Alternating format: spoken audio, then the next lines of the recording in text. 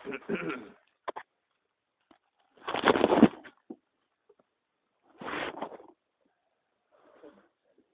الحمد لله نحمده ونستعينه ونستغفره ونؤمن به ونتوكل عليه ونعوذ بالله من شرور أنفسنا ومن سيئات أعمالنا من يهده الله فلا مضل له ومن يضلله فلا هادي له وأشهد أن لا إله إلا الله وحده لا شريك له وأشهد أن محمدا عبده ورسوله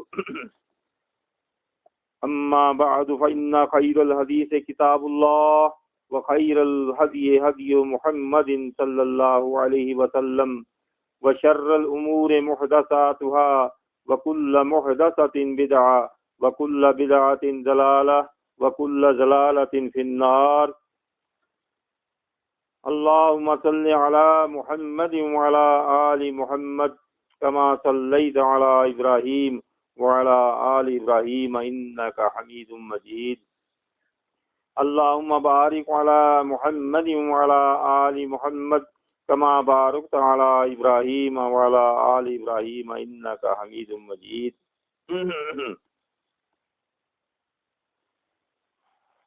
سب سے پہلے ہر قسم کی تعریف حمد و ثنا رب کائنات مال کی ارض و سما اللہ تبارک و تعالی کے واسطے ہیں، جس نے آج 2 شوال 1437 ہجری بمطابق 8 جولائی سن 2016 بروز جمعہ آپ کے شہر ایوبیہ کے اس قصبے میں، کیا نام ہے قصبے کا؟ نڑی اوتر میں ہمیں اللہ کا پیغام لوگوں تک پہنچانے کی توفیق عطا فرمائی۔ اس کے بعد لا تعداد بے شمار درود و سلام محبوب اللہ، حبیب کبریا، شاف روز جزا، احمد مجتبی حضرت محمد مصطفیٰ صلی اللہ علیہ وسلم کی ذات ببرکات پر ہوں۔ میرے محترم بھائیوں،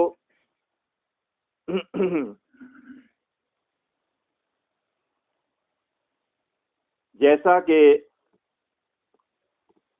مختلف قسم کی انسانوں میں بیماریاں ہوتی ہیں، ہر بیماری کا علاج کرنے کے لیے حکومت یا کچھ لوگ اس کے لیے اپنی دوائیاں اور ان کا علاج کرنے کے لیے گھومتے ہیں۔ مثلا آج کل ایک مشہور بیماری ہے پولیو کے قطرے پلانے کے لیے لوگ، گورنمنٹ ان کو لوگوں کو در در بھیجتی ہے۔ تو اسلامی نظر میں ایک بیماری ہے جو خطرناک بیماری ہے، جو کینسر سے بھی زیادہ جان لیوا بیماری ہے، وہ بیماری ہے فرقہ واریت کی بیماری۔ فرقہ واریت ہلاکت ہے، فرقہ واریت تباہی ہے، فرقہ واریت بربادی ہے۔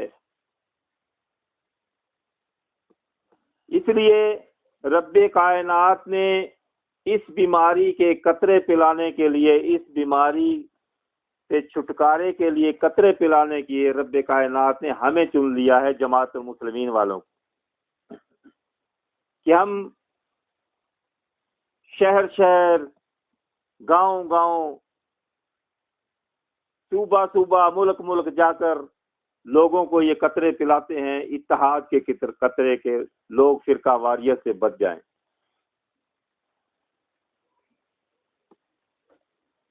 تو رب کائنات اپنے دین کو، حق کو مثالیں دے دے کر بھی سمجھاتا ہے۔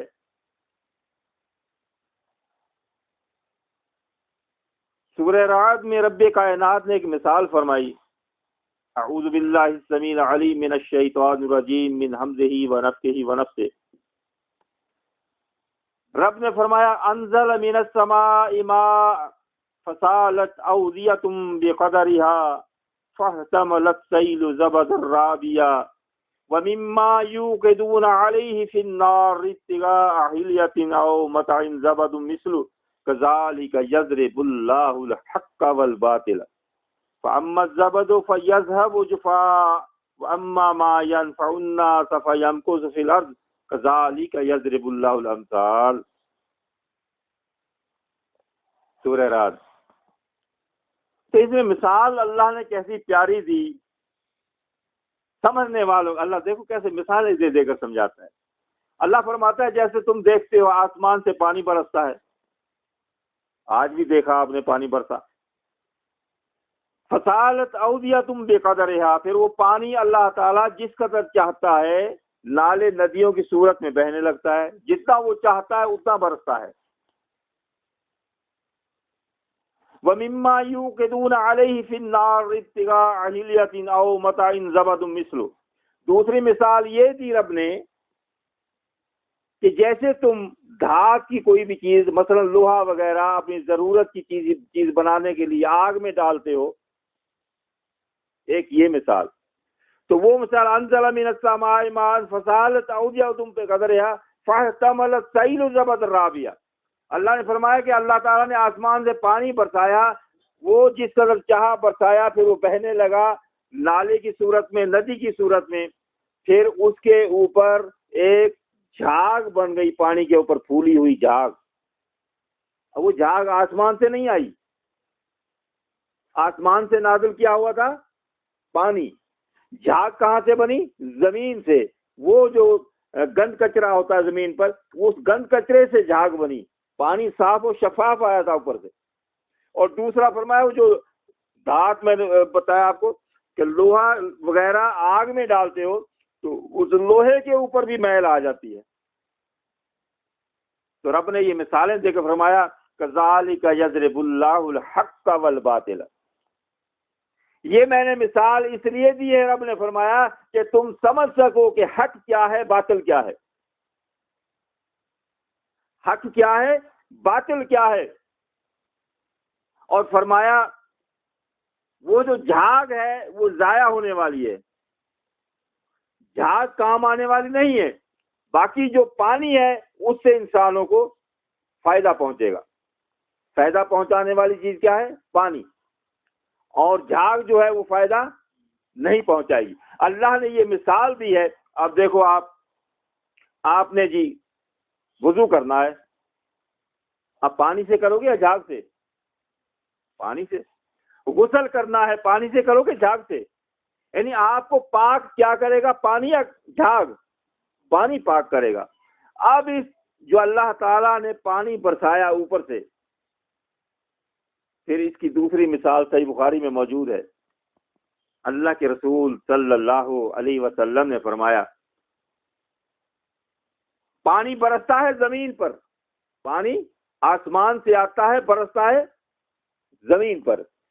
پھر نبی صلی اللہ علیہ وسلم فرمایا زمین ہوتی ہے نیچے تین قسم کی. جو اوپر سے برسات برستی ہے نا، وہ زمین ہوتی ہے نیچے تین قسم کی. کون سی؟ ایک تو ہوتی ہے جیسے آپ کے یہ ہرے بھرے پہاڑ ہیں، پہاڑوں والی زمین. ایک زمین ہوتی ہے سخت، ایک زمین ہوتی ہے نرم، اور ایک زمین ہوتی ہے جسے ہم کہتے ہیں سیم والی زمین. وہ آسمان سے جو پانی برسا، جب سخت زمین پر، پتھروں والی زمین پر وہ پانی برسا تو اس پانی سے ان پہاڑوں نے بھی فائدہ لیا. ہرے بھرے ہو گئے، درخت جڑی بوٹیاں سب پانی سے ہری بھری ہیں. ان پہاڑوں نے خود بھی فائدہ لیا، اور پھر وہ پانی پہاڑوں سے ہوتا ہوا نالے ندیوں کی صورت اختیار کرتا ہوا، دریاؤں کی صورت اختیار کرتا ہوا، پھر وہ دوسری زمینوں کو بھی آباد کرتا ہے. وہ زمینیں بھی ہری بھری ہو جاتی ہیں. یعنی یہ سخت زمین ہے، اس پانی سے خود بھی فائدہ اٹھاتی ہے اور دوسری زمین کو بھی فائدہ پہنچاتی ہے. بات سمجھ میں آ رہی ہے؟ نہیں آ رہی ہے نا؟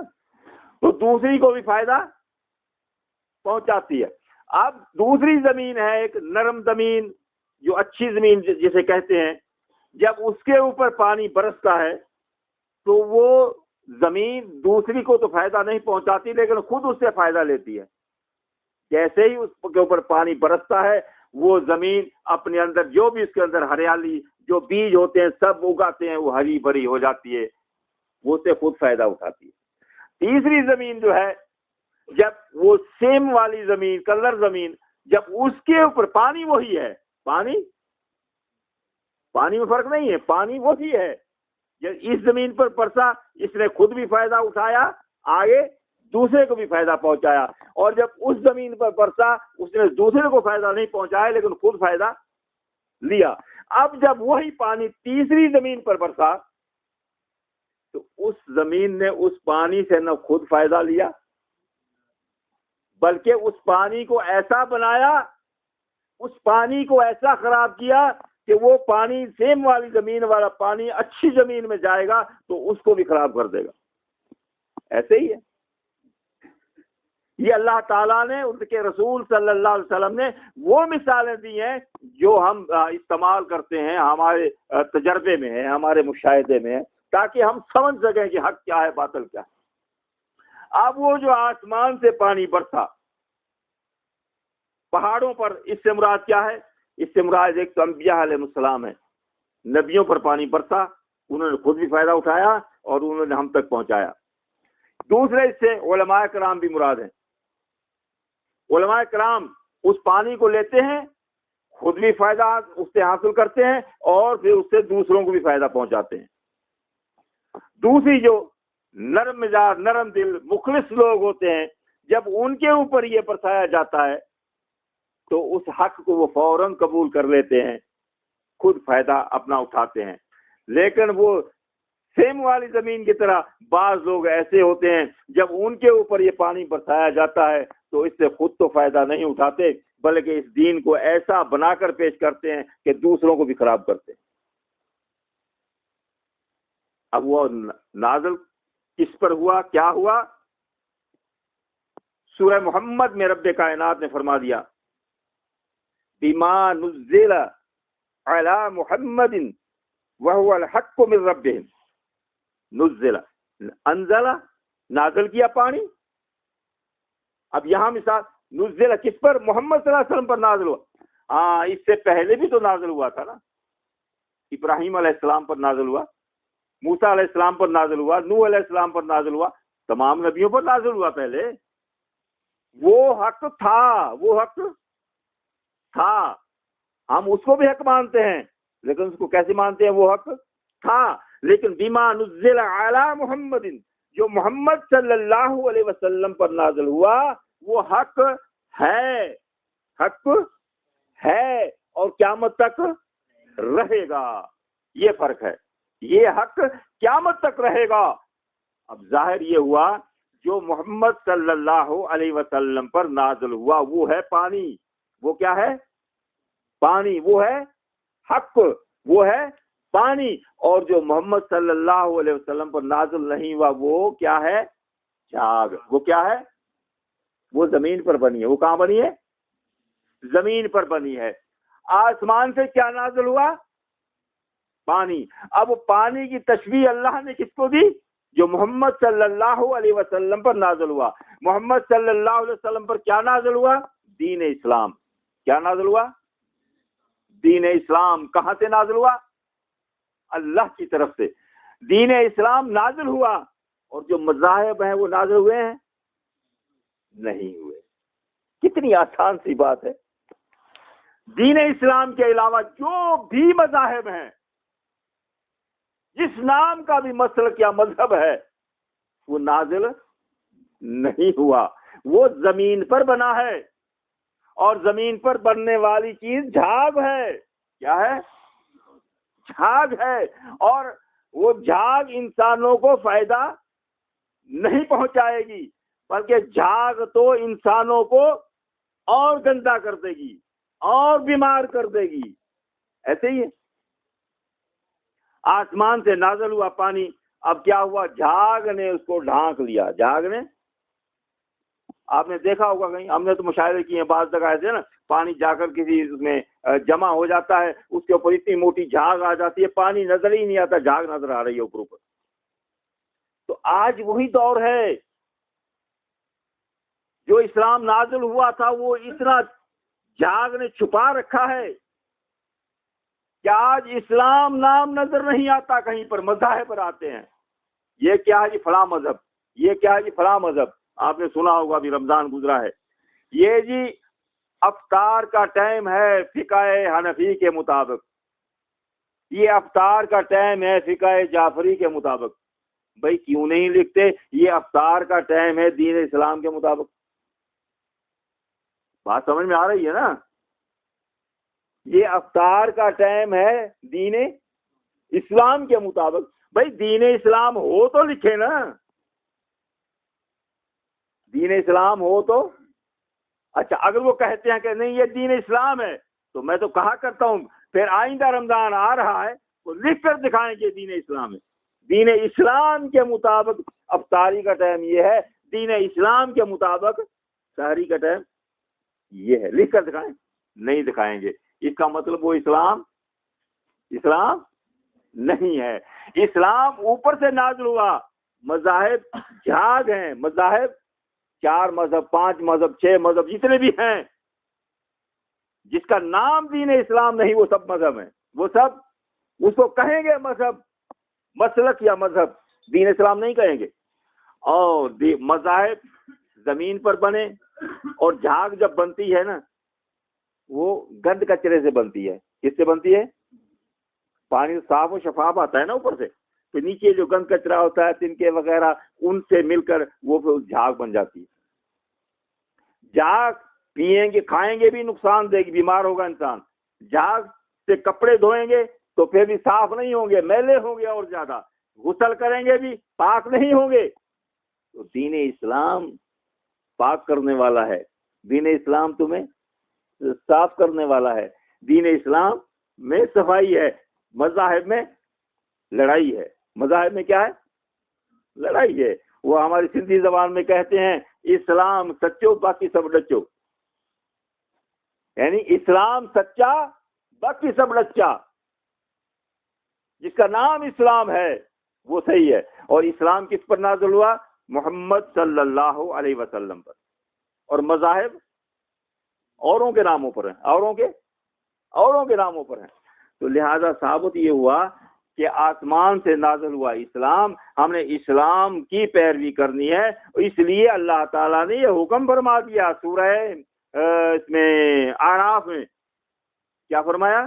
اتبعوا ما انزل الیکم من ربکم. اب تم نے اتباع کس چیز کی کرنی ہے؟ نازل جو محمد صلی اللہ علیہ وسلم پر ہوا وہ حق ہے، باقی سب باطل ہیں. اور جو نازل ہوا ہے آپ نے اتباع اس کی کرنی ہے. اتبعوا ما انزل الیکم من ربکم.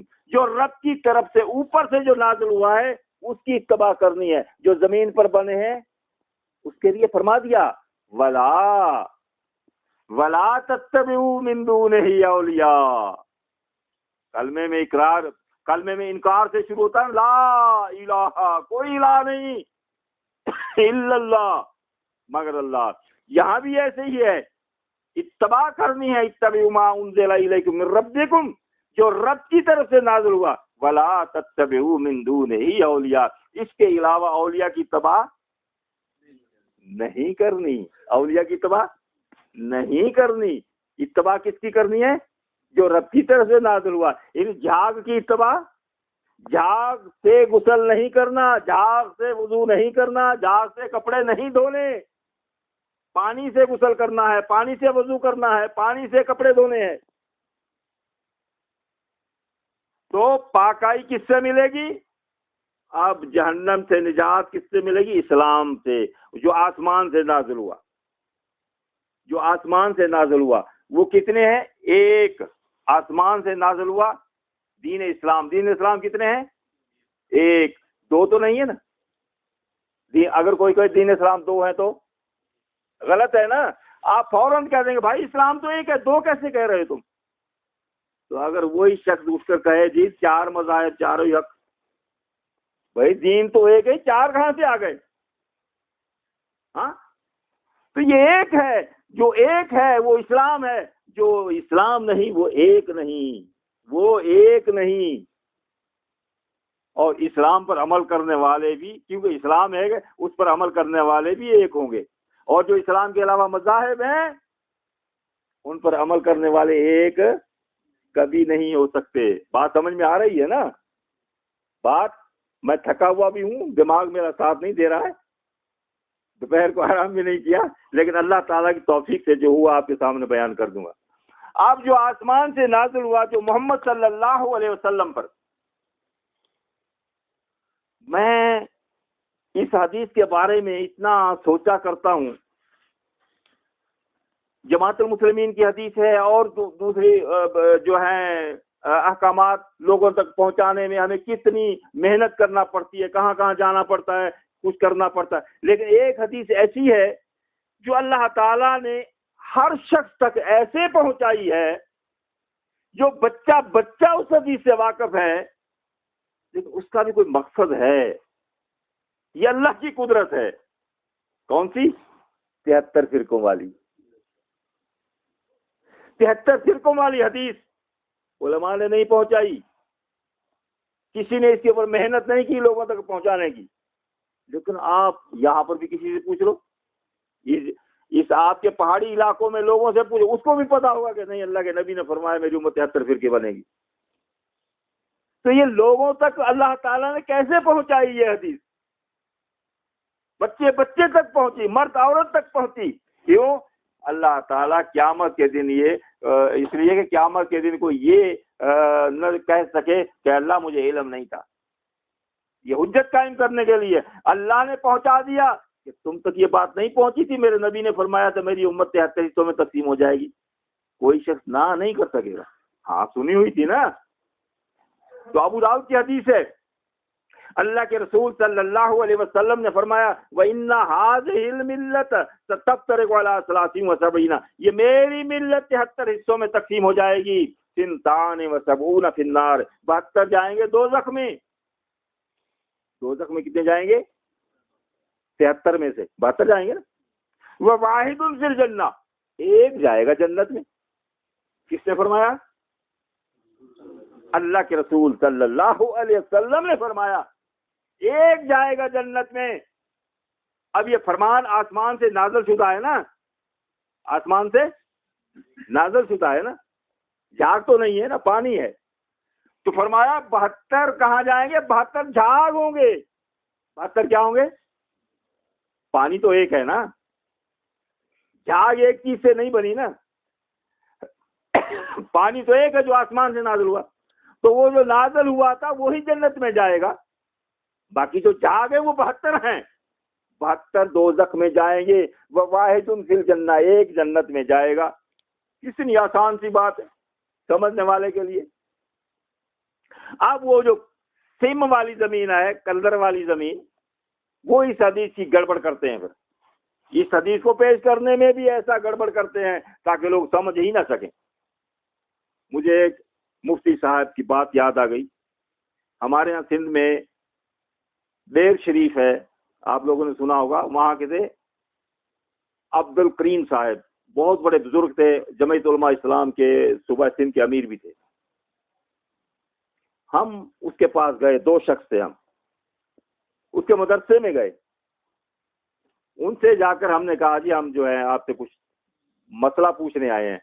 انہوں نے کہا پوچھیں. ہم نے کہا جی اللہ کے رسول صلی اللہ علیہ وسلم نے فرمایا کہ میری امت 73 حصوں میں تقسیم ہو جائے گی. 72 دوزخ میں جائیں گے، ایک جنت میں جائے گا. وہ جنت میں ان 4 میں سے حنفی، شافعی، مالکی، حنبلی میں سے ایک کون سا جائے گا؟ ایک جائے گا نا. یہ تو 4 ہیں.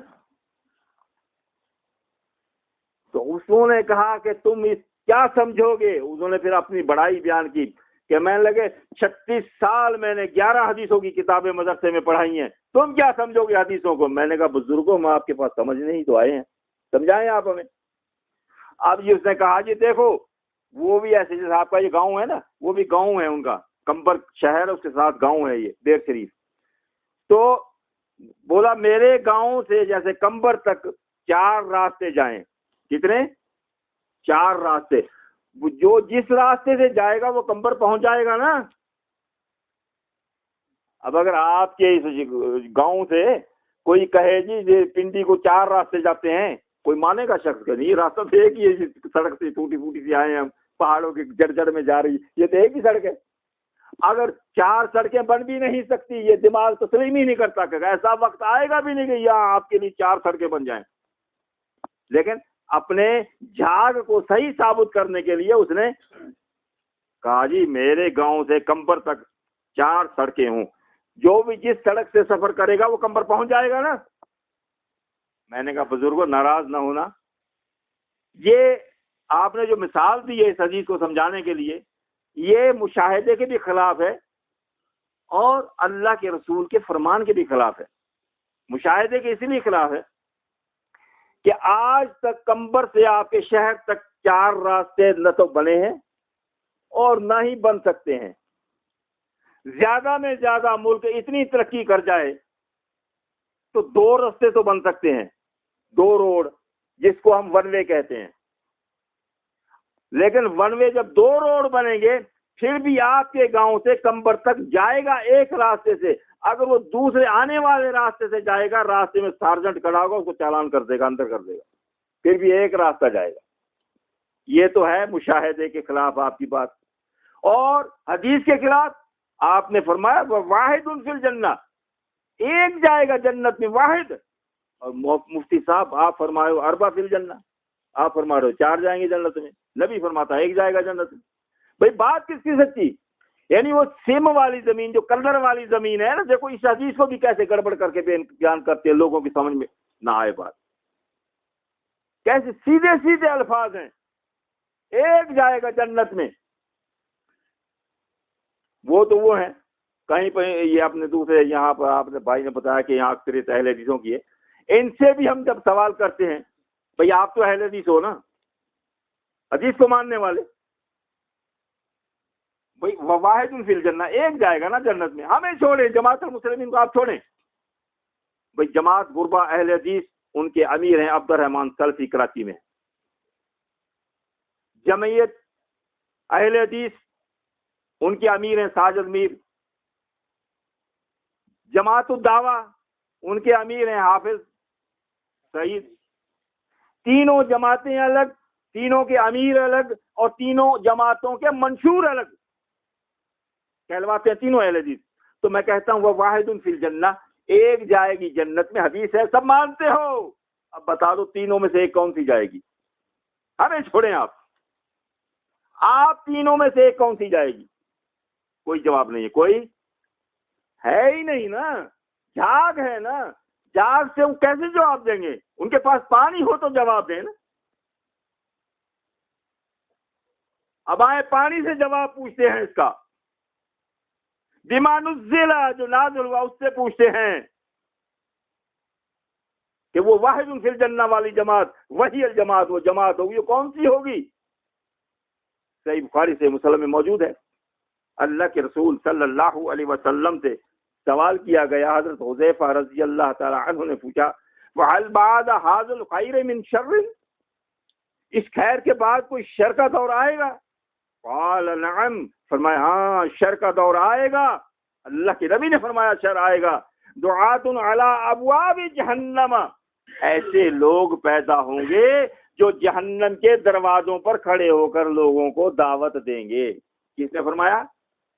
نبی نے، اور نبی جو بھی کہتا ہے وہ وما ينطق عن الهوى ان هو الا وحی یوحى، اللہ فرماتا ہے میرا نبی وہ بولتا ہے جو میں اوپر سے نازل کرتا ہوں برسات، اس کے علاوہ اپنی مرضی سے نہیں، اپنی عقل سے نہیں، اپنی فہم سے نہیں، زبان پیغمبر کی ہوتی ہے، اس سے جو الفاظ ادا ہوتے ہیں وہ اللہ کے ہوتے ہیں۔ وہ ہستی فرما رہی ہے کہ ہاں جہنم کی طرف بلانے والے ہوں گے، من اجابہم الیہا قذفوہ فیہا، جو ان کی دعوت کو قبول کر کے ان کے ساتھ جو شامل ہو جائے گا تو ان کے ساتھ وہ بھی دوزخ میں جائے گا، جو ان کی دعوت کو قبول کر لے گا وہ ان کے ساتھ وہ بھی دوزخ میں جائے گا۔ تو آدمی پوچھتا ہے اے اللہ کے رسول صلی اللہ علیہ وسلم صفہم لنا، ان کی کوئی نشانی ہمیں بتائیں، ہم ان کو پہچانے کیسے؟ دوزخ کی طرف بلانے والوں کو پہچانے کیسے؟ قال ہم من جلدتنا ویتکلمون بألسنتنا، نبی صلی اللہ علیہ وسلم نے فرمایا وہ میری ہی امت کے لوگ ہوں گے اور میری ہی زبان، یہی باتیں یہی قرآن و حدیث کی کرنے والے ہوں گے۔ آج یہ بات ہے نہیں ہے، لوگ پریشان ہیں کہ ہم کس کی بات مانیں، وہ بھی قرآن پڑھتا ہے، وہ بھی قرآن پڑھتا ہے، وہ بھی حدیث پڑھتا ہے، وہ بھی حدیث پڑھتا ہے، ہم کدھر جائیں؟ لیکن وہ آیتیں اور حدیثیں وہ پڑھتے ہیں جو ان کے مطلب کی ہوتے ہیں، وہ آیتیں اور حدیثیں جو ان کے خلاف ہوتی ہیں وہ نہیں پڑھتے،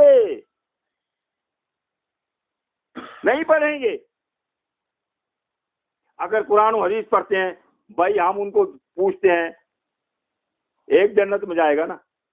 بھائی جو سنی کہلوانے والے ہیں وہ ایک آیت قرآن مجید کی پیش کر دیں کہ اللہ نے فرمایا سنی جنت میں جائیں گے۔ ہمارا کوئی جھگڑا نہیں ہے کسی سے، ہم تو یہ قطرے پلانے والے ہیں اس بیماری سے بچانے کے، کسی کو شاید کڑوے بھی لگیں، دوائی سمجھ کر پی لینا بھائی جان۔ کسی حدیث میں ہو اللہ کے نبی نے فرمایا ہو سنی جنت میں جائیں گے، ہم ماننے کو تیار ہیں۔ آ جائیں دوسرے ہیں دیوبندی، بھائی وہ دکھا دیں ایک آیت دیوبندی جنت جائیں گے، جنت میں جائیں گے، یا حدیث دکھا دیں جنت میں جائیں گے دیوبندی، ہم ماننے کو تیار ہیں۔ تیسرے نمبر پہ آ جاتے ہیں اہل حدیثوں کے پاس، بھائی ہمیں کوئی چکر بازی، دین سیدھا سادہ دین ہے۔ دین کیا ہے؟ سیدھا سادہ آسان دین ہے۔ صحیح بخاری میں ہے، اللہ کے نبی صلی اللہ علیہ وسلم فرمایا الدین یسر، قال النبی صلی اللہ علیہ وسلم، نبی صلی اللہ علیہ وسلم فرمایا دین آسان ہے، اس میں کوئی ایسی بات نہیں ہے جو انسان کے سمجھ میں نہ آئے۔ قرآن نے کہہ دیا وَلَقَدْ يَسَّرْنَا الْقُرْآنَ لِلذِّكْرِ فَهَلْ مِن مُدَّكِرٍ، اللہ نے فرمایا میں نے اس قرآن کو نصیحت کے لیے آسان کر دیا، ہے کوئی نصیحت حاصل کرنے والا؟ ہے کوئی؟ اللہ تو بلا رہا ہے۔ تو اللہ کہتا ہے قرآن آسان ہے، نبی کہتا ہے دین آسان ہے، لیکن آج اگر کوئی کہے قرآن اور دین مشکل ہے، اس کا مطلب وہ چاہتا نہیں کہ عام لوگ دین کو سمجھ لیں۔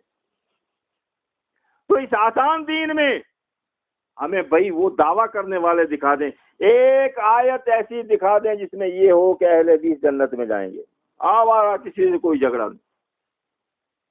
ایک حدیث دکھا دیں، ایک آیت دکھا دیں کہ اہل حدیث جنت میں جائیں گے، سیدھے سیدھے الفاظ ہو، چکر بازی والے نہیں۔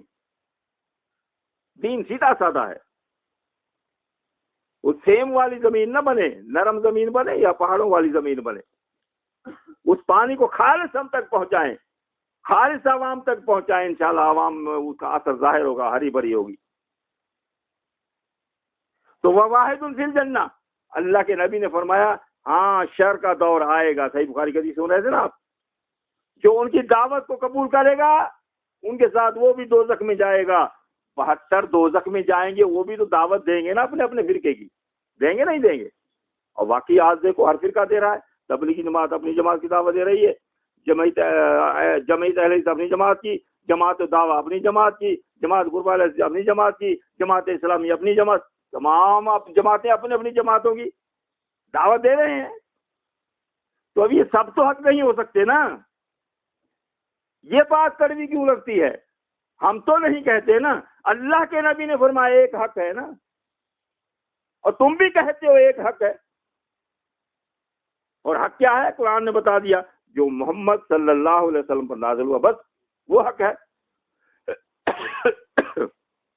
تب صحابی نے پوچھا اے اللہ کے رسول صلی اللہ علیہ وسلم، جب ان کی کوئی نشانی نہیں، یہی امت کے لوگ ہوں گے، یہی قرآن و حدیث کی باتیں کرنے والے ہوں گے، فما تأمرنی اگر فی ذالک، پھر آپ ہمیں کیا حکم دیتے ہیں، ہم اپنے آپ کو ان سے بچائیں کیسے؟ وہ جہنم کی طرف بلانے والوں سے بچائیں کیسے اپنے آپ کو؟ نبی نے بتا دیا وہ غلط ہے، لیکن جو نرم زمین تھی، آپ ہمارے سامنے بیٹھے ہوئے نے فوراً اس کو قبول کر لیا، الحمدللہ جماعت میں شامل ہو گئے، اور جو علماء ہیں انہوں نے قبول کیا، خود بھی فائدہ اٹھایا، لوگوں کو بھی پہنچایا۔ تو صحابی پوچھتا ہے اللہ کے رسول پھر ہمیں آپ حکم کیا فرماتے ہیں، ہم اپنے آپ کو ان جہنم کی طرف بلانے والوں سے بچائیں کیسے؟ اس سے فما تأمرنی، ہمیں آپ حکم کیا فرماتے ہیں؟ مشورہ نہیں مانگا، حکم مانگا، اور نبی حکم ہی فرما رہے ہیں۔ اور نبی کا حکم کیا ہوتا ہے؟ فرض ہوتا ہے نا۔ نبی کا حکم اللہ کا حکم، اور حکم اللہ کا تمام جو بھی فرقے ہیں مسلمہ اصول ہے کہ جہاں حکم ہوگا وہ فرض ہے۔ تو نبی کے حکم کو جو نہ مانے، بھئی ہم تو کہتے ہیں نبی کے حکم کو مان لو، جب صحابی نے پوچھا آپ ہمیں کیا حکم فرماتے ہیں، تو نبی صلی اللہ علیہ وسلم نے بھی حکم ہی فرمایا، مشورہ نہیں دیا کہ جی میرا مشورہ ہے آپ یہ کر لینا، نہیں، حکم ہی فرمایا. فرمایا قال تلزموا جماعت المسلمین و امامہم. اس وقت ان جہنم کی طرف دعوت دینے والوں سے اپنے آپ کو بچانے کے لیے کیا کرنا؟ جماعت المسلمین اور اس کے امیر کو لازم پکڑ لینا. لازم، آپ کا سردار، آپ کا مالک جس کے آپ نوکر ہوں، آپ کو کہے کہ آج آپ نے یہ کام لازم کرنا ہے، تو کوئی گنجائش رہتی ہے چھوڑنے کی؟ اور اگر آپ نے نہیں کیا تو پھر آپ کے ساتھ کیا حشر ہوگا؟ تو اللہ کے نبی جس کو فرمایا یہ کام تم پر لازم ہے، فرمایا پھر تم نے کیا کرنا ہے؟ تلزموا جماعت المسلمین و امامہم، جماعت المسلمین اور اس کے امیر کو لازم پکڑنا. اب صحابی اور آگے سوال کرتا ہے فَإِن لَّمْ يَكُن لَّهُمْ جَمَاعَةٌ وَلَا إِمَامٌ. اگر جماعت المسلمین نام کی کوئی جماعت نہ ہو، نہ اس کا کوئی امیر ہو، باقی بلانے والے موجود ہیں، جس سے بچنے کے لیے میں نے آپ سے پوچھا، آپ نے تو جماعت المسلمین کا نام فرما دیا، پر جماعت المسلمین نہ ہو، باقی موجود ہیں، پھر میں اپنے آپ کو کیسے بچاؤں؟ اب وہ جو جہنم کی طرف بلانے والے ہیں ان کا بھی اللہ کے نبی نے نام بتا دیا. فرمایا اگر جماعت المسلمین نام کی جماعت نہیں ہے، پانی کو جھاگنے ڈھانک لیا ہے، پانی کو جھاگنے نظر نہیں آ رہا، پانی نظر نہیں آ رہا، پھر بھی کیا کرنا ہے؟ فَاعْتَزِلْ تِلْكَ الْفِرَقَ كُلَّهَا. جماعت المسلمین نام کے علاوہ جو جس نام کی بھی جماعت ہوگی وہ کل فرقے ہوں گے، ان سب سے الگ ہونا، وہ سب جھاگ ہوں گے. کیا ہوں گے؟ ان سے غسل نہیں کرنا، ان سے وضو نہیں کرنا، ان سے کپڑے نہیں دھونا، ان کے ساتھ نہیں رہنا، ان سے الگ ہو جانا. وَلَوْ أَنْ تَعَزَّ بِأَصْلِ الشَّجَرَةٍ. اور کب تک الگ ہونا؟ فرمایا ظاہر ہے جب آپ ان سے الگ ہو گئے تو آپ کی وہ مخالفت کریں گے، یہ ہم سب کو غلط کہتا ہے. بھئی ہم تو نہیں کہتے، اللہ کا رسول کہتا ہے، تو پھر اللہ کے رسول کی بات کو بھی نہیں مانتے.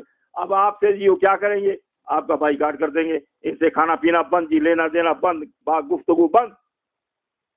فرمایا تمہیں درختوں کی جڑیں ہی کیوں نہ چبانی پڑیں. آپ کے یہ پہاڑوں میں درخت ہیں نا، بھئی یہ تو نہیں چھین سکتا آپ سے کوئی. اور صحیح بخاری میں صحابہ کرام درختوں کے پتے کھایا کرتے تھے، وہ وقت آیا تھا ان پر، اور بجائے پخانے کے منگنے کیا کرتے تھے وہ. اگر تم پر بھی یہ وقت بعد میں آ جائے تو درختوں کے پتے جڑی چبا لینا.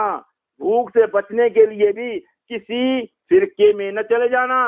اگر فرقے میں چلے گئے تو جہنم میں وہ تھور کا درخت کھانا پڑے گا، وہ خطرناک. اس سے بچنے کے لیے یہ دنیا کے درخت کھا لینا، یہ تمہارے فائدے میں ہے. حتی یدرکک الموت وانت علی ذالک. بھوک کی وجہ سے تمہیں موت آ رہی ہے یا وہ فرقے تمہیں قتل کر رہے ہیں. فرمایا اللہ کے نبی نے مرنا قبول کر لینا، جان بچانے کے لیے بھی کسی فرقے میں نہ چلے جانا. کسی فرقے میں مرنا تو ہے ہی، اگر فرقوں میں موت آئی تو دوزخ میں جاؤ گے. اگر فرقوں میں موت آئی تو کہاں جاؤ گے؟ بہتر کہاں جائیں گے؟ دوزخ میں. اگر ان سے علیحدہ ہو کر مر گئے تو جہنم سے تو بچ جاؤ گے نا. مجھے یہاں پر ایک آیت یاد آ جایا کرتی ہے.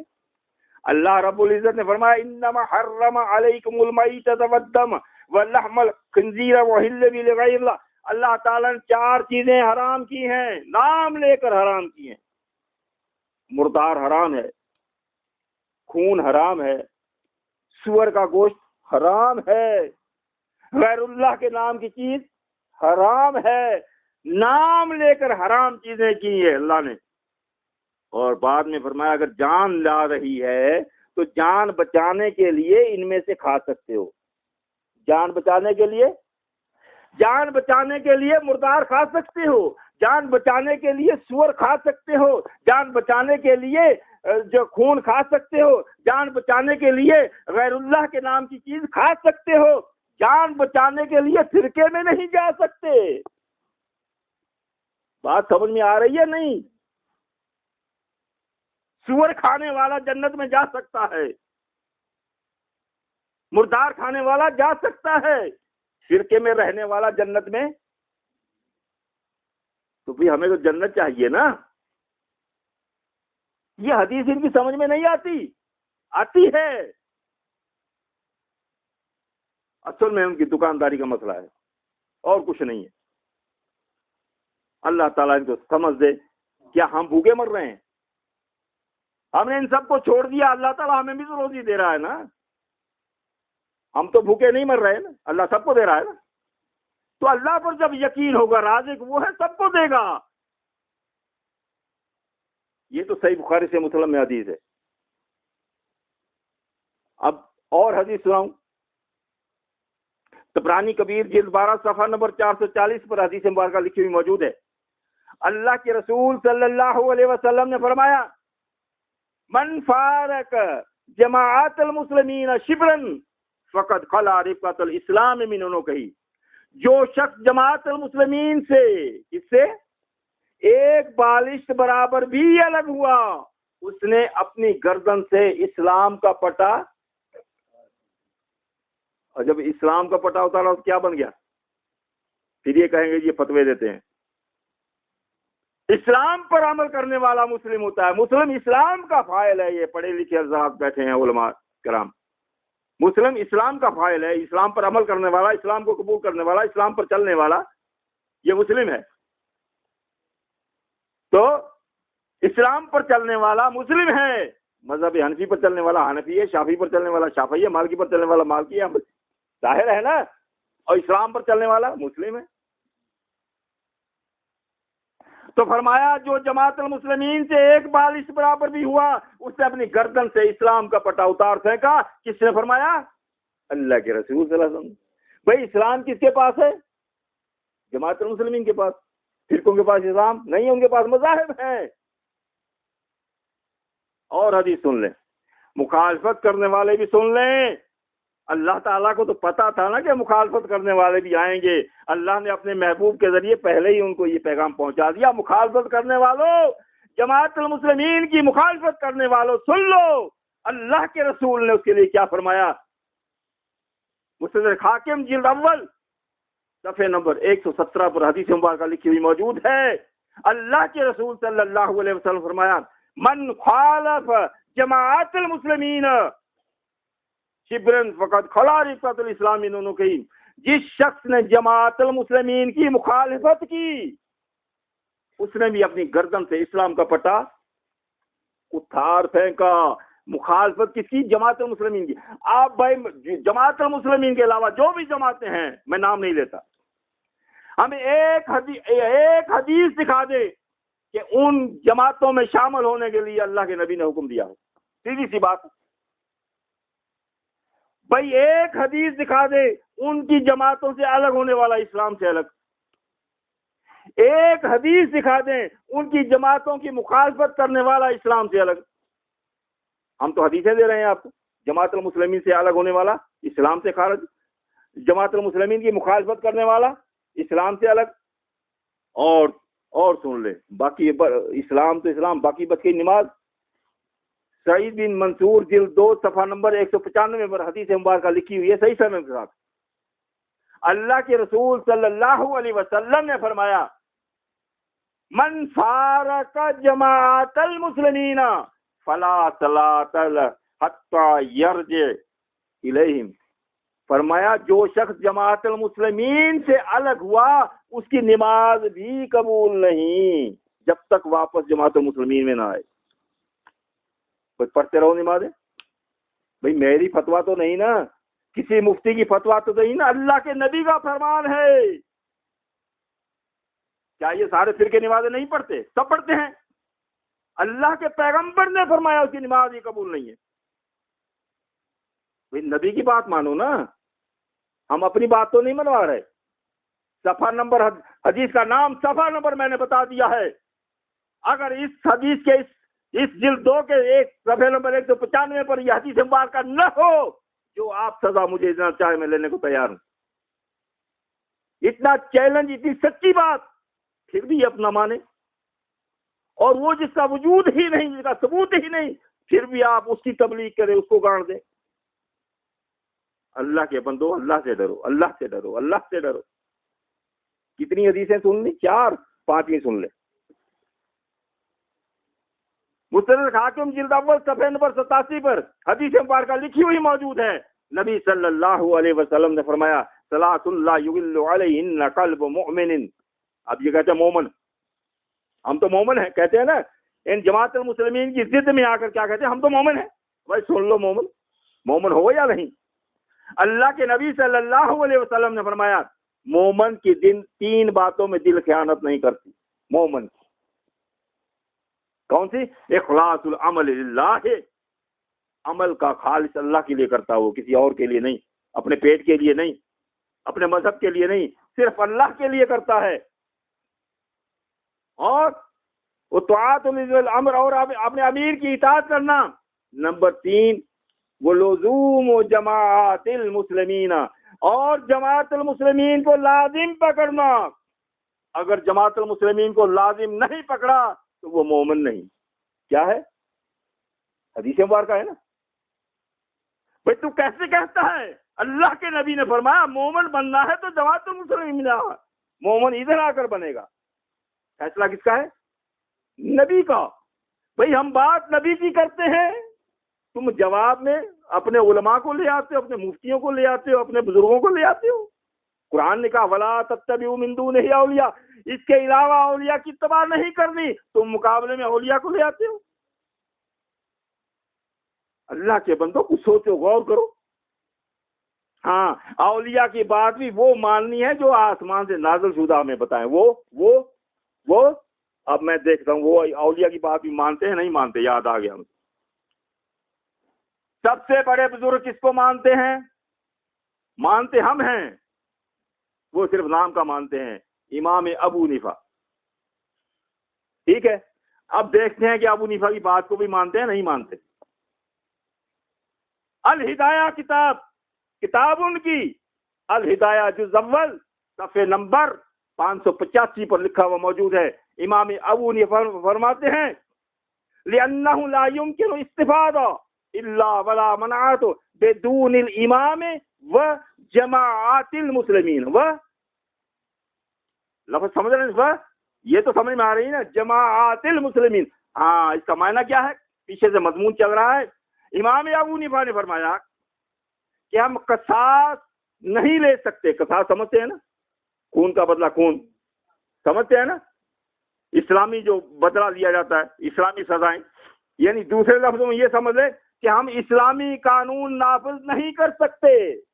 کس نے فرمایا؟ ابو حنیفہ نے، سوائے طاقت اور قوت کے، سوائے طاقت اور واقعہ قوت کے بغیر اسلام نافذ کر سکتے ہیں؟ نہیں کر سکتے۔ اور امام صاحب نے فرمایا وہ اسلام نافذ کرنے والی قوت جو طاقت ہے وہ حاصل نہیں ہو سکتی بغیر جماعت المسلمین اور جماعت المسلمین کے امام کے۔ بھئی مان لو ابو حنیفہ کی بات کو یار، ہم نے مان لیا۔ ہم جماعت المسلمین کو وہ طاقت بنا رہے ہیں، ہم وہ طاقت بنا رہے ہیں جو اللہ کی زمین پر اللہ کا نظام قائم ہو۔ آپ بھی آؤ، امام صاحب کی بات کو مانو، ہمارا ساتھ دو، تاکہ اللہ کی زمین پر اللہ کا قانون نافذ ہو، قصاص نافذ ہو۔ ایک اور بتا دوں، اسی جز اول میں صفحہ نمبر 603 پر لکھا ہوا موجود ہے۔ امام ابو حنیفہ فرماتے ہیں اذا مات ولا وارث له، کوئی ایسا شخص مر گیا جس کا کوئی وارث نہیں ہے، لا وارث یکون مالو، وہ مال بھی چھوڑ گیا۔ ایسا شخص مر گیا جو لا وارث ہے، وہ مال چھوڑ گیا۔ فرمایا وہ مال لی جماعت المسلمین، وہ مال جماعت المسلمین رکھے گی، اس میں اس کا قرضہ وغیرہ ادا کرے گی، باقی وہ جماعت المسلمین کے بیت المال میں جائے گا۔ یہ کس کا فرمان ہے؟ ابو حنیفہ کا۔ کیوں نہیں مانتے ہو بھائی؟ مانو۔ اب ابو حنیفہ کو ہم نے مانا نا، ہم جماعت المسلمین میں آ گئے، ہم نے مانا اس کو۔ اب اس کے آگے ماننے والے الگ الگ ہیں۔ آگے چلتے ہیں جی، موجودہ دور کے گواہی لے لیتے ہیں۔ مشہور و معروف شخصیت مفتی اعظم پاکستان، کہاں گے؟ پورے پاکستان کے مفتی اعظم سب سے بڑے مفتی پاکستان کے محمد شفیع صاحب، ان کی مشہور و معروف تصنیف ہے معارف القرآن، قرآن مجید کی تفسیر ہے۔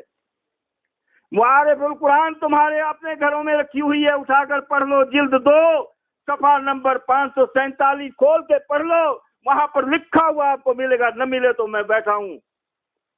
کیا فرماتے ہیں کہ اللہ کے رسول صلی اللہ، حدیث پیش کرتے ہیں کہ اللہ کے رسول صلی اللہ علیہ وسلم نے فرمایا جماعت کے سر پر اللہ کا ہاتھ ہے۔ کیا لکھتے ہیں؟ جماعت کے سر پر اللہ کا ہاتھ ہے، جو شخص جماعت المسلمین سے علیحدہ ہوگا اسے علیحدہ کر کے جہنم میں ڈالا جائے گا۔ کون لکھتے ہیں؟ تمہارے مفتی اعظم پاکستان لکھتے ہیں، پڑھ لو، معارف القرآن جلد 2 صفحہ نمبر 547 کھول کے پڑھ لو۔ آگے چلیں جی، یہ تو مفتی اعظم پاکستان ہے۔ ایک اور جو اس سے دوسرے طبقے کا مفتی ہے، مفتی محمد رفیع عثمانی صاحب، ادارہ معارف القرآن دارالعلوم کراچی کے محتمم ہیں۔ اتنی بڑی بڑی شخصیتیں موجودہ دور کی، انہوں نے کتاب لکھی فقہ میں اجماع کا مقام۔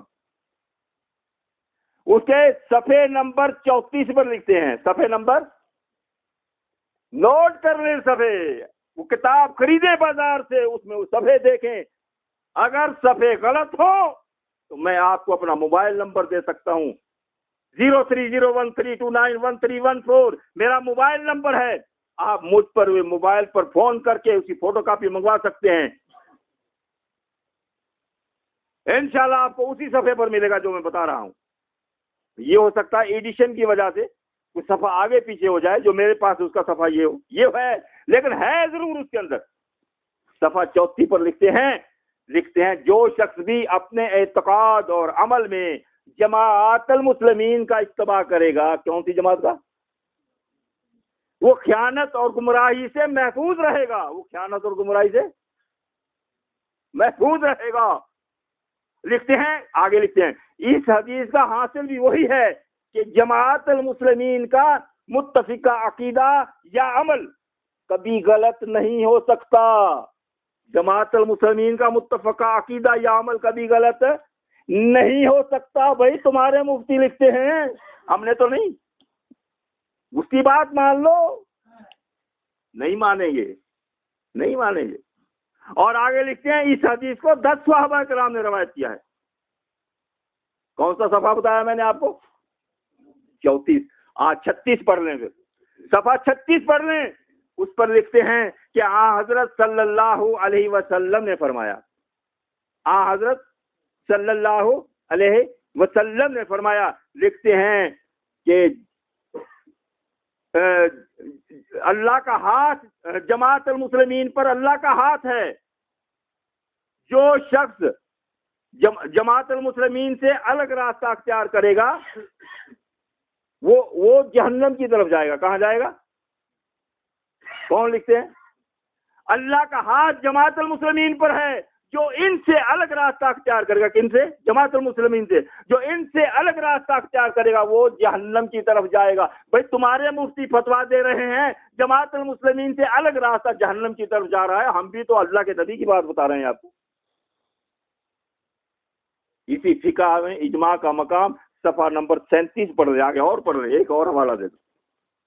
وہاں کیا لکھتے ہیں کہ رسول اللہ صلی اللہ علیہ وسلم نے فرمایا، حدیثیں پیش کرتے ہیں۔ بھائی جو آسمان سے نازل ہوا وہ اگر ہمیں ولی اولیاء دیں وہ تو لینی ہے نا، اگر ولا تتبعوا من دونہی، اور اس کے علاوہ ولیوں کی بات نہیں ماننی۔ اب یہ بات بھی اگر ان کے ولی پیش کر رہے ہیں تو مانو نا۔ صفحے نمبر 37 پر کیا لکھتے ہیں؟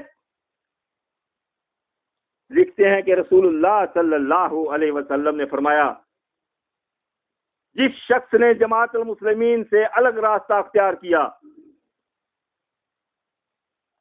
جس شخص نے جماعت المسلمین سے الگ راستہ اختیار کیا وہ راستہ اور اسی حالت میں مر گیا تو اس کی موت جاہلیت کی موت ہوئی، اس کی موت جاہلیت کی موت ہوئی۔ بھائی مان لو ان کی بات. آگے چلیں جن کے آگے آئے. امام طحاوی کو مانتے ہیں؟ امام طحاوی نے عقیدۃ طحاویہ کتاب لکھی جس میں انہوں نے اپنے عقائد، عقیدۃ طحاویہ نے امام طحاوی کے عقائد، اس کی بات مان لیں بھائی. وہ صفحے نمبر 18 پر لکھتے ہیں، اس کتاب کے اردو میں جو ترجمہ ہے اس کے صفحے نمبر 18 پر لکھتے ہیں ہم سنت کی پیروی کرتے ہیں. کیا لکھتے ہیں؟ ہم سنت کی پیروی کرتے ہیں اور جماعت المسلمین سے علیحدگی، ان کی مخالفت اور افتراق سے اجتناب کرتے ہیں. صفحے نمبر 15 پر لکھتے ہیں کہ ہم کسی بھی مسئلے میں جماعت المسلمین کی مخالفت نہیں کرتے. یہ کیوں کرتے ہیں بھائی؟ امام طحاوی کو کون مانتا ہے؟ جو جماعت المسلمین کی مخالفت کرے گا وہ امام طحاوی کو مانے گا؟ اسے نہیں مانا نا. وہ تو کہتا ہے ہم کسی مسئلے میں مخالفت نہیں کرتے. آگے چلیں، تھوڑا سا اہل حدیثوں کی طرف آ جائیں. جب تھک جائیں تو بتا دینا، تھکا ہوا میں ہوں. چلیں یا بس ختم کریں؟ ہاں جی، کیا خیال ہے؟ چلیں. اہل حدیث عقیدہ رکھنے والے، ان کی مشہور و معروف شخصیت ہیں محمد جوناگڑی صاحب. ہیں یا نہیں ہے نا؟ ان کی کتاب، مشہور کتاب ہے خطبات محمدی. کون سی کتاب ہے؟ خطبات محمدی، جلد اول کے صفحے نمبر 74 پر لکھا ہوا موجود ہے. کیا لکھتے ہیں؟ حضرت جابر بن عبداللہ رضی اللہ تعالی عنہ فرماتے ہیں کہ ایک روز ہم لوگ جمع شدہ بیٹھے ہوئے تھے، اتنے میں رسول اللہ صلی اللہ علیہ وسلم تشریف لائے اور ہمیں یہ واعظ سنایا. کون سا؟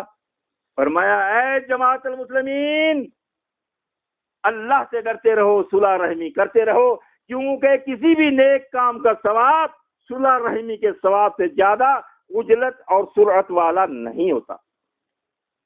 تو صحابہ کرام کو کس جماعت سے یاد کیا؟ جماعت المسلمین سے. کون لکھتے ہیں؟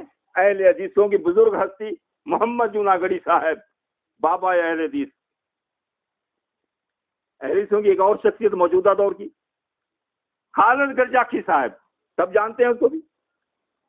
انہوں نے کتاب لکھی سید الشہداء حضرت عثمان ذو النورین رضی اللہ تعالیٰ عنہ، کتاب کا نام ہے. اس کے صفحے نمبر 82 پر لکھتے ہیں حضرت ابو موسیٰ اشعری رضی اللہ تعالیٰ عنہ نے کوفے پہنچ کر جمعہ کے روز خطبہ دیتے ہوئے جماعت المسلمین سے افتراق دور کرنے اور امیر المؤمنین کی اطاعت کرنے کی تلقین کی. بھائی اس وقت کون سی جماعت تھی؟ حضرت عثمان کے دور میں جماعت المسلمین. لکھا کس نے؟ خالد گرجاخی صاحب نے.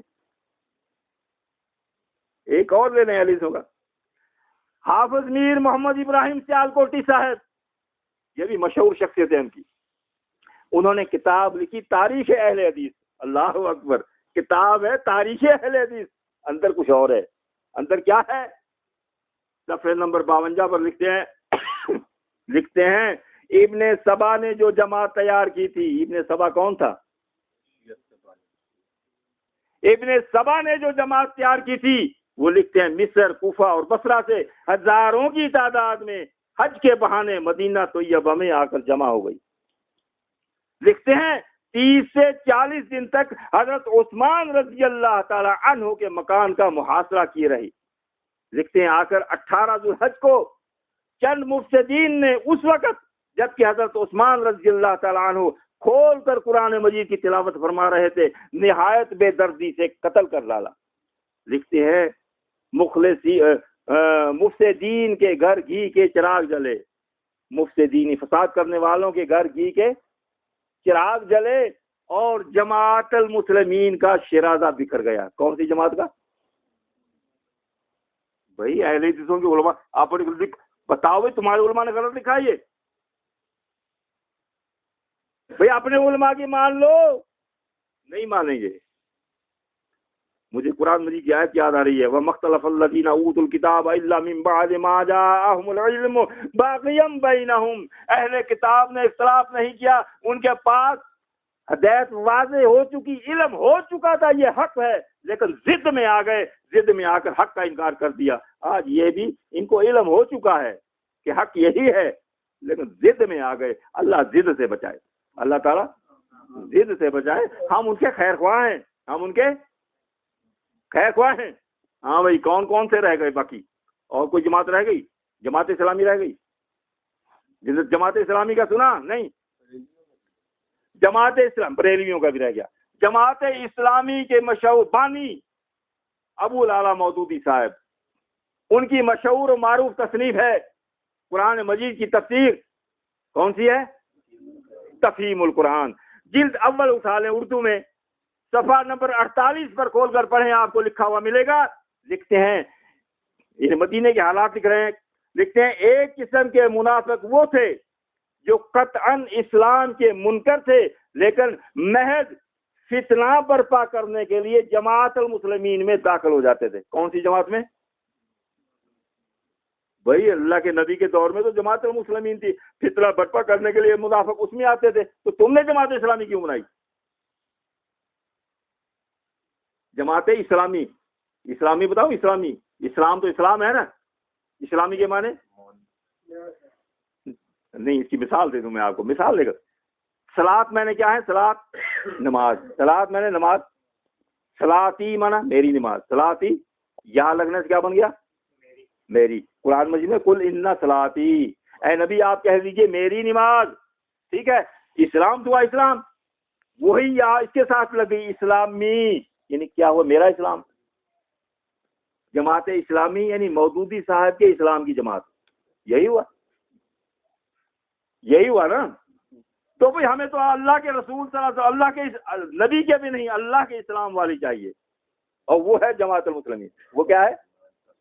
آپ ان کے ایک اور حوالہ لے لیں، ان کے ایک اور مشہور و معروف یہ تفسیر، یہ ہے تصنیف ہے سیرت سرور عالم، کتاب ہے ان کی لکھی ہوئی، جلد دوم کے صفحے نمبر 161 پر لکھا ہوا موجود ہے۔ مودودی صاحب لکھتے ہیں، اس طرح ابتدائی 4 مسلمانوں کے ان 129 کے ساتھ ملنے سے ان لوگوں کی کل تعداد 133 بن جاتی ہے جو حضور صلی اللہ علیہ وسلم کی دعوت عام شروع ہونے سے پہلے آپ پر ایمان لا کر جماعت المسلمین میں شامل ہو چکے تھے۔ کون سی جماعت میں؟ بھائی لکھتے ہو اس وقت بھی جماعت المسلمین میں، اور آپ دعوت دے رہے ہو جماعت اسلامی کی۔ بھائی قول فعل میں تو دہا دینا۔ اس کے بعد ڈاکٹر صاحب نے بولا بریلویوں کا بھی سن لیں۔ احمد رضا خان صاحب کا ترجمہ ہے قرآن مجید کا، وہ اٹھا لیں۔ دیکھو میں ایسی چیزیں بتا رہا ہوں جو ہر گھر میں ہے، بریلویوں کے ہر گھر میں یہ ترجمہ ہوگا۔ اب اس ترجمے کی صفحے میں فرق ہو سکتا ہے۔ سورہ آل عمران کی آیت نمبر 105 کی تفسیر حاشیہ پڑھ لیں۔ تفسیر کا نام ہے کنز الامان، تو اس کا صفحہ نمبر 101 ہے، لیکن نہیں، آپ اس کی سورہ آل عمران کی آیت نمبر 105 کی تفسیر پڑھ لیں، حاشیہ سائڈ میں لکھا ہوا ہے۔ اس میں لکھتے ہیں اس آیت میں مسلمانوں کو آپس میں اتفاق اور اجتماع کا حکم دیا گیا ہے۔ لکھتے ہیں اختلاف اور اس کے اسباب پیدا کرنے کی ممانعت فرمائی گئی ہے۔ لکھتے ہیں احادیث میں بھی اس کے متعلق احادیث بہت ہی وارد ہیں، اور لکھتے ہیں جماعت المسلمین سے علیحدہ ہونے کی، جدا ہونے کی سختی سے ممانعت فرمائی گئی۔ کس سے؟ یعنی اس آیت میں جماعت المسلمین سے جدا ہونے کی سختی سے ممانعت فرمائی گئی ہے۔ آگے سنیں، لکھتے ہیں جو فرقہ پیدا ہوتا ہے اس حکم کی مخالفت کر کے ہی پیدا ہوتا ہے، اور جماعت المسلمین میں تفرقہ اندازی کے جرم کا مرتکب ہوتا ہے، اور حسب ارشاد حدیث وہ شیطان کا شکار ہوتا ہے۔ کون لکھتا ہے؟ پڑھ لو، اپنی ہی پڑھ لو، اپنی تفسیر پڑھ لو بھائی جان۔ اب آ گئے 11ویں والے پیر کو ماننے والے۔ بھائی ہم تو ولیوں کی وہ بات بیان کر رہے ہیں جو اللہ اور اس کے رسول کی بات انہوں نے بتائی۔ 11ویں والے پیر صاحب کی کتاب ہے، شاید ان کو تو نام بھی نہیں آتا بیچاروں کو، بس 11ویں والے. ایک مسجد میں گیا، میں نے نماز پڑھی، انہوں نے مجھے نماز جو پڑھتے ہوئے دیکھا نا، الحمدللہ ہماری پہچان یہی ہے. وہ جیسے نا بتاتے تھے کہ بھٹو نے جب پارٹی بنائی نا، انہوں نے کہا آپ کیسے پہچانے کہ پی پی کے کون سے ہیں؟ انہوں نے کہا اپنے اپنے مکانوں پہ جھنڈے لگا دو، جس مکان پر پی پی کا جھنڈا ہوگا سمجھ لیں یہ ہمارا ہے. تو ہمیں شہر میں نظر آ جائے گا بھی اکثریت کس کی ہے. اب وہ رواج اس نے چلایا تھا، اب جھنڈے لگتے ہیں لے کے پہچان جاتے ہیں کہ نون کے زیادہ جھنڈے ہیں، پی پی کے زیادہ جھنڈے ہیں، تو اس گاؤں میں زیادہ لوگ کون ہیں. تو بھائی ہم تو جہاں مسجد میں نماز پڑھ کرنے کے لیے کھڑے ہوں گے تو اللہ تعالیٰ نے ہمارے جھنڈے ہی ایسے دیے، جب یہاں اٹھاتے تو پہچان لیتے یہ ہمارے نہیں ہے، کوئی اور پارٹی کے ہیں، ایسے ہی ہے. اور وہ دیوبندی بریلوی آپس میں کوئی نہیں پہچان سکتا ان کو، لیکن ہمیں دور سے پہچان لیتے ہیں نہیں یہ کوئی اور ہے. اب انہوں نے جو مجھے دیکھا نماز کے بعد، میرا چاروں طرف بیٹھ گئے، مجھ سے پوچھنے لگے کون ہو کیا ہو. آخر اس نے یہ سوال کیا تم 11ویں والے کو مانتے ہو؟ میں نے کہا ہاں ہم تو مانتے ہیں. میں نے کہا آپ لوگ بھی مانتے ہو؟ کہنے لگا ہاں مانتے ہیں. میں نے 11ویں والے کا نام کیا ہے؟ نام کا پتہ نہیں ہے. مانتے 11ویں والے کو ہے، نام کا پتہ نہیں. میں نے کہا بھی نام تو ان کا عبد القادر جیلانی ہے. اور اتفاق سے ان کے مولوی صاحب کے سامنے بیٹھے ہوئے تھے مسلح پر. میں نے کہا اپنے مولوی صاحب سے پوچھ لو عبد القادر نام ہے بھی یا میں جھوٹ بول رہا ہوں. انہوں نے پوچھا، وہ دروازے کی طرح سے بیٹھے ہوئے تھے، تو انہوں نے پوچھا ہاں جی عبد القادر نام ہے ہمارے 11ویں والے پیر کا عبد القادر ہے. تو میں نے کہا ان کی کتاب کوئی ہے لکھی ہوئی؟ کتاب کا پتہ نہیں ہے. مانتے 11ویں والے کو. میں نے کہا بھائی ان کی کتاب ہے کنیت طالب علم کو پوچھو ہے؟ تو کہنے لگے ہاں ہے. میں نے کہا ان سے لے کر آؤ. وہ کتاب لے کر آئے، میں نے اس میں سے کھول کر دکھایا. میں نے کہا 11ویں والے لکھ رہے ہیں توبہ کے بیان میں حدیث لکھ رہے ہیں، حضرت انس سے بیان کرتے ہیں کہ اللہ کے نبی نے فرمایا ثلاث اللہ یقل علینا قلب مسلم، وہاں مسلم لفظ ہے کہ 3 باتیں ایسی ہیں جس میں مسلم کا دل خیانت نہیں کرتا. اخلاص العمل اللہ، وہی حدیث، عمل کا خالص اللہ کے لیے کرنا اور اپنے امیر کی خیر خواہی کرنا. تیسری بات وہ لزوم جماعت المسلمین، اور جماعت المسلمین کو لازم پکڑنا. میں نے کہا ہم 11ویں والے پیر نے کہا نا جماعت المسلمین کو لازم پکڑنا. میں نے کہا ہم لوگ تو جماعت المسلمین کے ہیں. اب 11ویں والے کو آپ نے مانا یا ہم نے مانا؟ بھائی ہم نے مانا نا، 11ویں والا تو ہمارا ہوا. نام ہمیں اس کا یاد، کتاب ہمیں اس کی یاد، حکم پر ہم نے اس کے اوپر عمل کر رہے ہیں. بھائی مان کون رہا ہے؟ پھر جب میں نے رفع دین والی حدیث اس میں دکھائی ان کے کہ رکوع میں جاتے وقت، رکوع سے اٹھتے وقت کندھوں تک ہاتھ اٹھانا، یہ حیت بتا رہے ہیں 25، اور آگے لکھتے ہیں کہ جو ان میں سے کسی ایک کو بھی نہیں کرتا اس کی نماز نہیں ہوتی. میں وہ اپنے مولوی سے پوچھیں گے مولوی صاحب یہ کیا ہے؟ کتاب بھی ہماری؟ کہنے لگے ہاں جی 11ویں والے جو تھے نا وہ ہمبلی خیال کے تھے. کیا تھے؟ تو میں نے کہا بھائی پھر تم کیسے مانتے ہو؟ تمہارے پیر ہمبلی تم حنفی. بھائی اگر تم مانتے ہو تم بھی ہمبلی بنو، پھر حنفی کیوں؟ تو بھائی یہ جو کلر زمین ہے فیک والی، یہ ایسے گھماتی ہے لوگوں، سیدھی بات نہیں بتائے گی. بھائی بریلوی ہو گئے، ایک باقی بچ گیا شیعہ کا بچ گیا. شیعوں کی مشہور و معروف کتاب ہے اصول کافی. اصول کافی ایسے سمجھ لو جیسے ہماری صحیح بخاری ہے، امام کلینی میں ایسے وہ مانتے ہیں. اصول کافی باب نمبر 102 میں لکھتے ہیں امام جعفر صادق نے فرمایا، یہاں پر شہداد کوٹ میں یہ محرم کے دن چل رہے تھے، تو ہمارے وہ فرنیچر کا کام کرتے ہیں، عباس نام ہے ان کا، تو وہ ان کا شیعہ کا کام کر رہے تھے. تو وہ کہنے لگے جی ان کو باتیں چلتی رہتی تھی ان کے ساتھ، تو کہنے لگے جی آپ نے کسی عالم کو بلا کر لائیں اور ہم سے یہاں ہمارے ذاکر آئے ہوئے ہیں آج کل، ان سے بات کریں. تو اس نے شام کو آیا میرے ساتھ ذکر کیا. میں نے کہا بھائی اب ان کے جو ہے نا مجالس ہیں اور یہ دن ہے، یہ ہمارا لائسنس ہے، ہمارا ان کے پاس جانا مناسب نہیں ہے، ہم تو دور سے ظاہر ہیں، تو وہ آج کل حملے بھی ہو رہے ہیں. میں نے کہا ایسے کرو ان کو دعوت دو کہ وہ ہماری مسجد میں آ جائیں، ادھر بات کریں گے ہم ان سے. تو انہوں نے ان سے بات کی، تو قصہ مختصر، آپ کو ابھی ٹائم زیادہ لے رہا ہوں. تو آ کر ان کے 2 ذاکر میرے پاس آئے وہاں پر مغرب کے بعد. میں نے ان کو بٹھا لیا، وہ جی بڑی اپنی تعریفیں کرنے لگی، میں فلاں پڑھا ہوا ہوں، فلاں گرامر، فلاں مدرسے میں، فلاں مدرسے میں. میں نے کہا بھائی میں تو ایک مزدور آدمی ہوں، فرنیچر کا کام کرتا ہوں، آپ ٹھیک ہے پڑھے ہوئے ہوں گے، آپ دونوں میں سے ایک جون سا میرے ساتھ بات کرے گا وہ کرے. ایک کو جی انتخاب کیا. میں نے کہا بھائی یہ پہلے کافی گفتگو چلی، آخر میں نے کہا یہ کتاب کس کی ہے دیکھیں. انہوں نے دیکھا کہ یہ اصول کافی ہماری کتاب ہے. میں نے کہا آپ کی ہے نا، امام اس میں امام جعفر صاحب کے اقوال ہیں. ہاں جی ان کے ہیں. میں نے کہا اس میں جو کچھ لکھا ہے صحیح لکھا ہے نا؟ کہنے لگے ہاں صحیح لکھا ہے. میں نے وہ کھولا، میں نے کہا یہ پڑھیں جی. امام جعفر صادق فرماتے ہیں من فارق جماعت المسلمین شبرن فقد خلا ربقۃ الاسلام من عنقہ.